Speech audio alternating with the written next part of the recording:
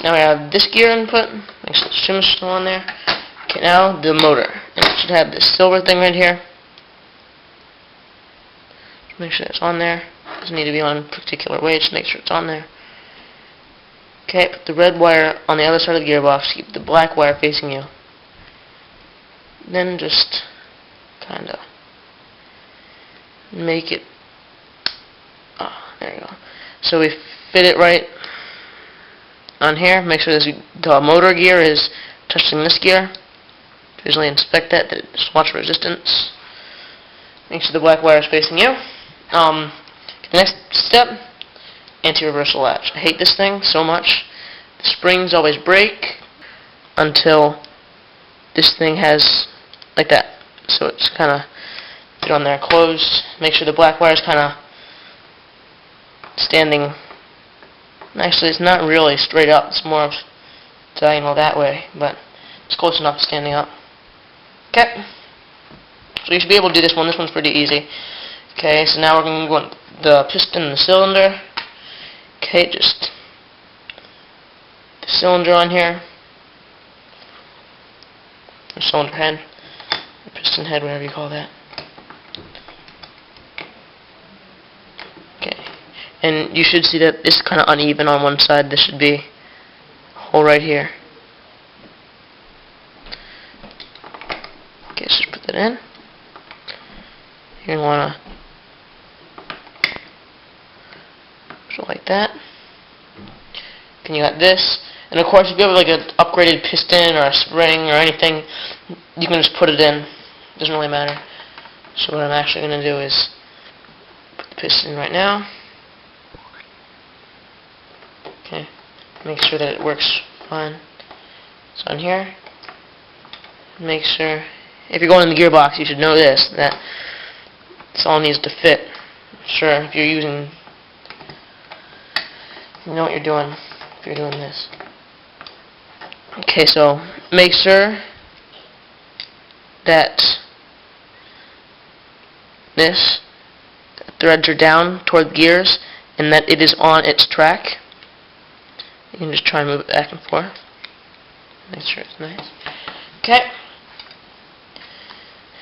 I actually find this part easier than all the version 2 because this spring actually doesn't really want to spring out as much because there's less room for it to do so. So you make sure you have your spring guide.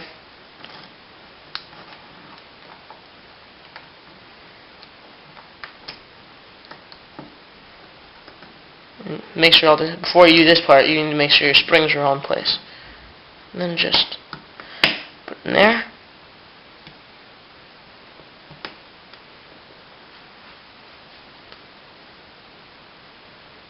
Okay, and it should fall into a little notch in the bottom. If not right now, you'll do that when you're closing the gearbox. Okay, so just hold the cylinder down on the top. Carefully put the cover on.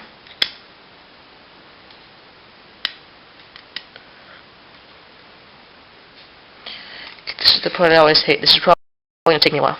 I'm not always good at this, so just try and bear with me. If you like a small screwdriver or something, make sure that everything's in the right place. Like, I usually have problems with the anti-reversal latch.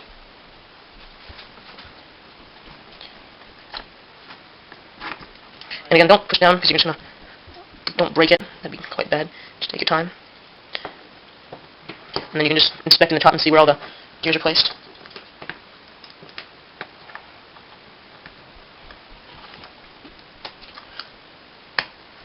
There we go.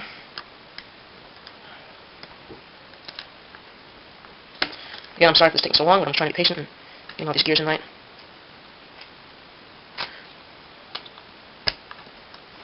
This is a pain, let me just say it.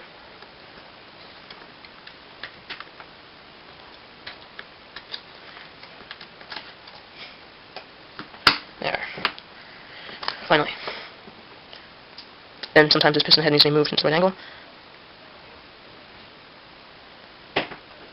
There. Okay, and there we have it. Gearbox is all screwed together, so make sure you tighten those screws, don't strip them though. And then what we want to do is, I might as well just show you.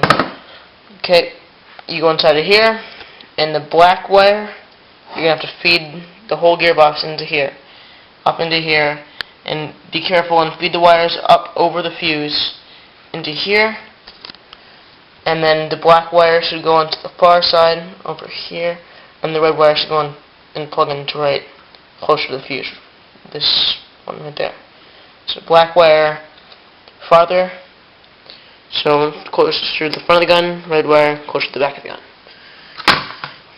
Okay, so hope it didn't take too long. This is my first video showing how to get inside the gearbox. I hope you found this helpful. I hope it didn't break. Just make sure you're really patient with this stuff. Yeah, especially with the wires. I have to start all this back on today. So, well, thanks for watching.